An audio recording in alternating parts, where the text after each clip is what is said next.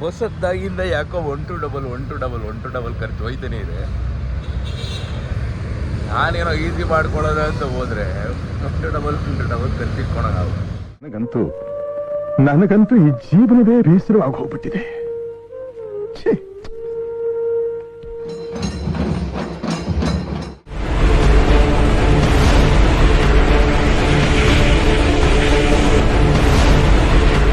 Hello, ನಮಸ್ಕಾರ, welcome to my YouTube channel.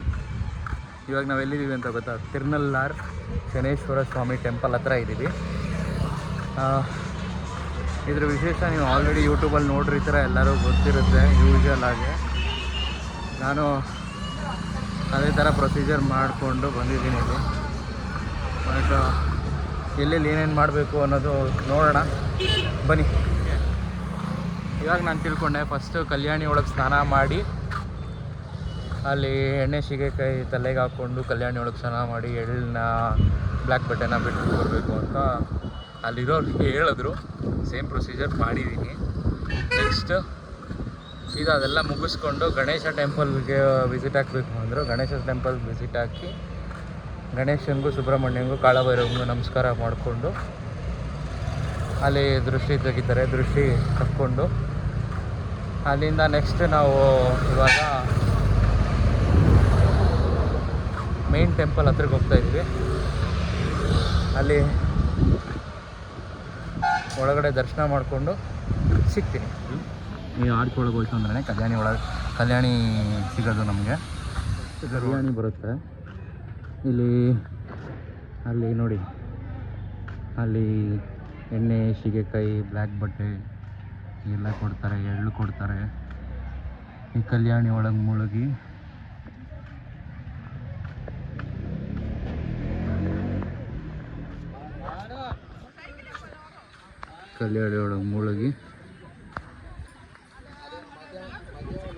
ಗಣೇಶನ ದರ್ಶನ ಮಾಡ್ಕೋಬೇಕು. ಆ ಕಡೆ ಬಂದು ಕಲ್ಯಾಣಿಲಿ ಸ್ನಾನ ಮಾಡ್ಕೊಂಬಂದು ಗಣೇಶನ ದರ್ಶನ ಮಾಡಿಕೊಂಡು ಅಲ್ಲೇ ಪಕ್ಕದಲ್ಲಿ ಸುಬ್ರಹ್ಮಣ್ಯ ಸ್ವಾಮಿ ದರ್ಶನ ಮಾಡಿಕೊಂಡು ಕಾಳಭೈರವ ಸ್ವಾಮಿ ಇರ್ತಾರೆ, ಅಲ್ಲೇ ದರ್ಶನ ಮಾಡಿಸ್ಕೊಂಡು ಆಚೆ ಕಡೆ ಬಂತು ಅಂದರೆ ಅಲ್ಲಿ ದೃಷ್ಟಿ ತೆಗಿತಾರೆ. ದೃಷ್ಟಿ ತೆಗೆಸ್ಕೊಂಡು ನೀವು ನಾನು ಫ್ರೆಶ್ ಅಪ್ ಆಗಿಬಿಟ್ಟು ಇವಾಗ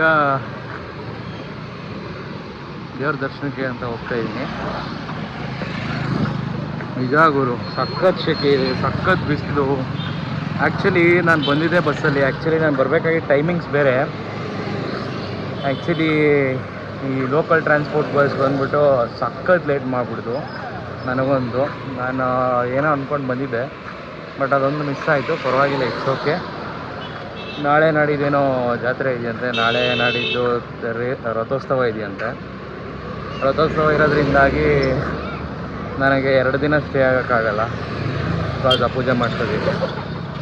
ಅದಕ್ಕೆ ಇವಾಗ ಏನು ಮಾಡಬೇಕು ಆಲ್ಟರ್ನೇಟಿವ್ ಅಂದ್ಬಿಟ್ಟು ಪೂಜಾರನ್ನ ಕೇಳಿ ಪೂಜಾರಿಗೆ ಏನು ಹೇಳ್ತಾರೆ ನೋಡೋಣ. ಓಕೆ, ಇವಾಗ ನೋಡ್ತಾ ಇದ್ದೀರಲ್ಲ, ಇದು ಕಲ್ಯಾಣಿಯಿಂದ ಬರ್ತಾ ಇರ್ಬೇಕಾದ್ರೆ ಕಾಣಿಸೋ ಗೋಪುರ. ಎಲ್ಲ ಅಂಗಡಿಗಳೆಲ್ಲ ಕ್ಲೋಸ್ ಆಗಿಬಿಟ್ಟಿತ್ತು. ಬಿಕಾಸ್ ಆಫ್ ನಾನು ಹೋಗಿದ್ದು ಸಾಯಂಕಾಲ ಆಗಿರೋದ್ರಿಂದ ಅಂಗಡಿಗಳೆಲ್ಲ ಕ್ಲೋಸ್ ಆಗೋಗ್ಬಿಟ್ಟಿತ್ತು. ಸೀದಾ ನಾನು ಹೊರಟಿದ್ದೆ ದೇವ್ರ ದರ್ಶನ ಮಾಡೋದಕ್ಕೆ ಅಂತ. ಸೀದಾ ಒಳಗಡೆ ಹೋದೆ. ಅಲ್ಲಿ ಒಳಗಡೆ ಹೋಗಿ ಅಲ್ಲಿ ಯಾರೋ ಒಬ್ಬರು ಪರಿಚಯ ಇದ್ದರು. ಅವ್ರನ್ನ ಮೀಟ್ ಆಗಿ ಅವರು ಶಿವನ ಬಗ್ಗೆ ಹೇಳ್ತಾರೆ. ನೋಡಿ, ಫುಲ್ಲ ದರ್ಭಕಾಡು ಅಂತ ಹೇಳ್ತಾರೆ. 1000 years ಬ್ಯಾಕ್ ಫುಲ್ಲ ದರ್ಭ ಫಾರೆಸ್ಟ್. ಓಕೆ, ಅದು ಶಿವನಂತೂ ರುದ್ರಮೂರ್ತಿ. ದರ್ಭಕಾಡು ರುದ್ರಮೂರ್ತಿ. ಅದ ಶಿವನ ದರ್ಬಾರಣ್ಯೇಶ್ವರ. ದರ್ಬಾರಣ್ಯೇಶ್ವರ.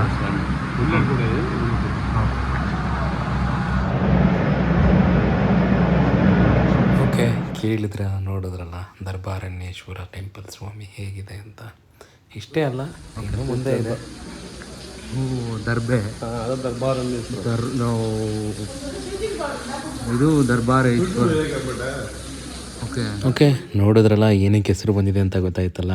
ನಮ್ಮ ಕಡೆ ಎಲ್ಲ ದರ್ಬೆ ಇಷ್ಟುದ್ದ ಬೆಳೆದ್ರೆ ಇಲ್ಲಿ ದರ್ಬೆ ಇಷ್ಟುದ್ದ ಬೆಳೆಯೋದಕ್ಕೂ ರೀಸನ್ ಇದೆ. ಅದಕ್ಕೇ ಇಲ್ಲಿ ದರ್ಬಾರಣ್ಯೇಶ್ವರ ಅಂತ ಸ್ವಾಮಿಗೆ ನೇಮ್ ಬಂದಿತ್ತು. ಅಲ್ಲಿಂದ ಇದು ಶನೇಶ್ವರ ಸ್ವಾಮಿ ಇಲ್ಲಿ ಗೋಡೆ ಮೇಲೆ ಕೂಡ ಕೆತ್ತಿದ್ದಾರೆ. ಅಲ್ಲಿಂದ ಹಂಗೆ ಮುಂದೆ ಬಂತು ಅಂದರೆ ಕಾಳಭೈರೇಶ್ವರ ಸ್ವಾಮಿ ಕೂಡ ಸಿಗ್ತಾರೆ. ಅಲ್ಲಿಂದ ಅಮ್ಮನವ್ರ ದರ್ಶನ ಮಾಡಿಕೊಂಡು ಹಾಗೆ ಸ್ವಲ್ಪ ಮುಂದೆ ಬಂತು ಅಂದ್ರೆ ಶನೇಶ್ವರ ಸ್ವಾಮಿ ಕೂಡ ದರ್ಶನ ಮಾಡ್ಕೊತಾರೆ. ಇಲ್ಲಿ ವಿಡಿಯೋ ಅಷ್ಟೊಂದು ತೆಗಿಯಕ್ಕೆ ಬಿಡೋಲ್ಲ, ಹೆಂಗೋ ಮಾಡಿ ವಿಡಿಯೋ ತೊಗೊಂಡಿದ್ದೀನಿ. ಏನಕ್ಕಪ್ಪ ಇಲ್ಲಿ ಸ್ಪೆಷಲ್ಲು, ಶಿವನ ದರ್ಶನ ಮಾಡಿದ್ದಾಯಿತು, ಶಿವನ ಸ್ಟೋರಿ ಕೇಳಿದ್ದಾಯಿತು, ಶನೇಶ್ವರ ಬಂದು ಇಲ್ಲಿ ಹೆಂಗೆ ನಿಲ್ಲಿಸ್ತಾ ಅನ್ನೋದು ನಿಮಗೆ ಗೊತ್ತಾಗಲೇಬೇಕಲ್ವ. ಶನೇಶ್ವರ ಸ್ಟೋರಿಯಲ್ಲಿ ನಿಮಗೆಲ್ಲರಿಗೂ ಗೊತ್ತೇ ಇರುತ್ತೆ, ಎಲ್ಲರೂ ಕೇಳಿರ್ತೀರ. ನಳ ಅನ್ನೋದೊಂದು ಸ್ಟೋರಿ ಇರುತ್ತೆ. ನಳಗೆ ಶನೇಶ್ವರ ಸ್ವಾಮಿಯವರು ಬೆನ್ನಿರಿದಾಗ ಅಲ್ಲಿ ಇಲ್ಲಿ ಎಲ್ಲ ಕಡೆ ಕೇಳ್ತಾರೆ, ಎಲ್ಲ ದೇವ್ರ ದರ್ಶನ ಮಾಡ್ತಾರೆ. ಬಟ್ ಎಲ್ಲೂ ಸ್ವಲ್ಪನೂ ಕಮ್ಮಿ ಆಗದೆ ಇರೋ ಕಾರಣದಿಂದಾಗಿ ಆಗ ಕನಸಲ್ಲೇ ಶಿವ ಬಂದು, ನೀನು ಇಲ್ಲಿಗೆ ಬಂದು, ಅವಾಗ ಏನೇನು ಹೇಳಿದೆ ಗೊತ್ತಲ್ಲ, ಕಲ್ಯಾಣಿಯಲ್ಲಿಂದು ಗಣೇಶನ ದರ್ಶನ ಮಾಡಿಕೊಂಡು ಅಲ್ಲಿ ದೃಷ್ಟಿ ತೆಗೆಸ್ಕೊಂಡು ಬಂದು ಒದ್ದೆ ಬಟ್ಟೆಯಲ್ಲೇ ಶಿವನ ದರ್ಶನ ಮಾಡ್ತು ಅಂದರೆ ಅಲ್ಲಿ ಶನೇಶ್ವರ ಸ್ವಾಮಿಗೆ ಸ್ವಲ್ಪ ಕೋಪ ಕಮ್ಮಿ ಆಗುತ್ತೆ ಅನ್ನೋದು ಇಲ್ಲಿನ ವಾಡಿಕೆ. ಇದು ನಾನು ತಿಳ್ಕೊಂಡಿರೋ ಸ್ಟೋರಿ. ಹಾಗೆಯೇ ಯಾರಿಗೆ ಸಾಡೆ ಸಾತ್ ನಡೀತಾ ಇದೆಯೋ ಇಲ್ಲಿ ಬಂದು ಒಂದ್ಸಲಿ ಪೂಜೆ ಮಾಡಿಸ್ಕೊಂಡು ಹೋಯ್ತು ಅಂದರೆ ಕಮ್ಮಿ ಆಗುತ್ತೆ, ಕಮ್ಮಿ ಪ್ರಭಾವ ಇರುತ್ತೆ ಅಂತ ಹೇಳ್ತಾರೆ.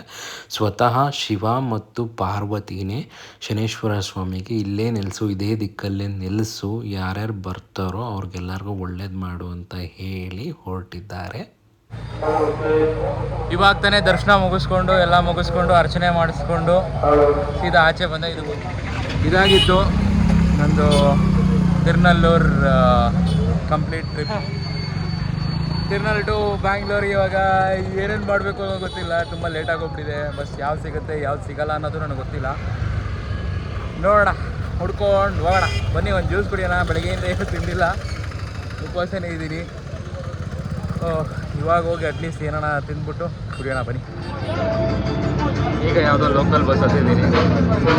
ಈಗ ಕಾರೈಕಲ್ಗೆ ಹೋಗ್ತಾಯಿದ್ದೀನಿ. ಮತ್ತು ಕಾರೈಕಲ್ಲಿಂದ ಚಿದಂಬರಂಗೆ ಹೋಗಿ ಚಿದಂಬರದಿಂದ ಬ್ಯಾಂಗ್ಳೂರಿಗೆ ಹೋಗ್ಬೇಕು ಅಂತ ಡಿಸೈಡ್ ಆಗಿದ್ದೀನಿ. ಹೋಗೋಣ, ಬಸ್ ಸಿಗುತ್ತೆ ಕಲ್ವ ನನಗೊಂದು ಗೊತ್ತಿಲ್ಲ, ಒಟ್ಟಿನಲ್ಲಿ ಹತ್ತಿದ್ದೀನಿ. ಹೋಗೋಣ ಬನ್ನಿ. ನನಗಂತೂ ಯಾವ ಬಸ್ಸು ಕೂಡ ಸಿಗಲೇ ಇಲ್ಲ ಫೈನಲಿ. ಬಟ್ ಇವಾಗ ಟ್ರಾನ್ಸ್ಪೋರ್ಟ್ ಅವ್ರ ಹತ್ರ ಮಾತಾಡಿ ಒಂದು ಬಸ್ ಬರ್ತಾಯಿದೆ, ವೆಯ್ಟ್ ಮಾಡಿ ಆ ಬಸ್ಸನ್ನ ನಿಮಗೆ ಅಲಾಟ್ ಮಾಡ್ತೀನಿ ಅಂತ ಹೇಳಿದ್ದಾರೆ. ಅದಕ್ಕೆ ವೆಯ್ಟ್ ಮಾಡ್ತಾಯಿದ್ದೀನಿ. ಈಗ ಸಿಕ್ಕಾಪಟ್ಟೆ ಮೈಕೈ ನೋವ್ತಾ ಇದೆ, ಕಾಲು ಕೂಡ ತುಂಬ ನೋಯ್ತಾ ಇರೋದ್ರಿಂದಾಗಿ ನಮ್ಮ ಅಪೋಲೋ ಫಾರ್ಮಸಿಗೆ ಬಂದಿದ್ದೀನಿ. ಅಪೋಲೋ ಫಾರ್ಮಸಿಗೆ ಬಂದು ಒಂದು ಡೋಲೋ ಹಾಕ್ಕೊಂಡು ನುಂಗೋಣ ಬನ್ನಿ.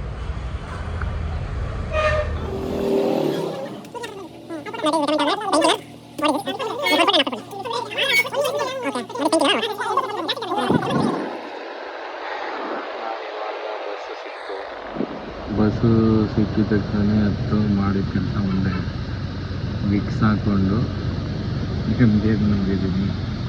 ಸಖತ್ ಕಾಲ್ ಬಂದಿತ್ತು, ಅದಕ್ಕೆ ವಿಕ್ಸ್ ಹಾಕೊಂಡು ನಂಬಿದ್ದೀನಿ.